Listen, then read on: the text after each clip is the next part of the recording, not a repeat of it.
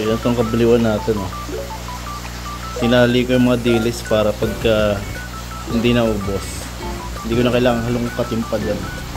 Atakin ko na lang itong tali kasi tataas yung ammonia kung hayaan natin itong mabulok. Itali ko lang dito sa bakal. Favorite na favorite ko yan. Tignan ko kahit mas malaki pa sa lang isda, mabilis, kayang-kaya nilang hatakin. Nakakatuwa silang panoorin pagkakain niya kahit na nai-istorbo sila ulan. Gusto ko kasi makita ng mga pinapakain ng primus. Sinusubukan din ko rin kunin niya, nakikipagkatakan din siya. Pero syempre sobrang mailap, konting hatak lang, nagtatakot sila kaya bigla lang lang maalis ka binibitawan ng isda.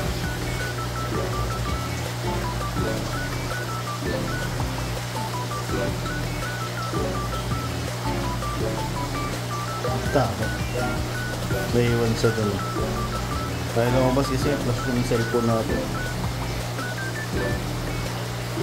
Kaya natin gawin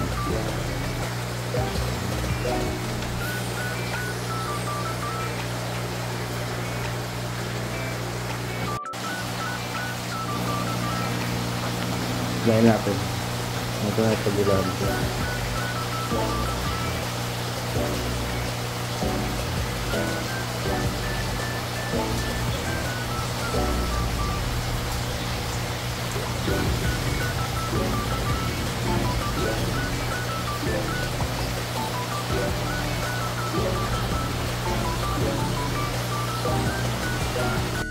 Napakamabisa nga ng papakain natin mga katutilan. Ayan, ang bilis nga naubos. Hindi ko na lang agad na videohan kasi meron pa akong asikasuhin din sa loob.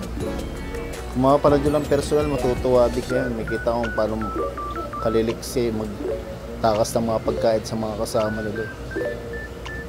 Yung iba kasi nananakit talaga basta makuha lang yung isda na hawak ng ibang crayfish natin.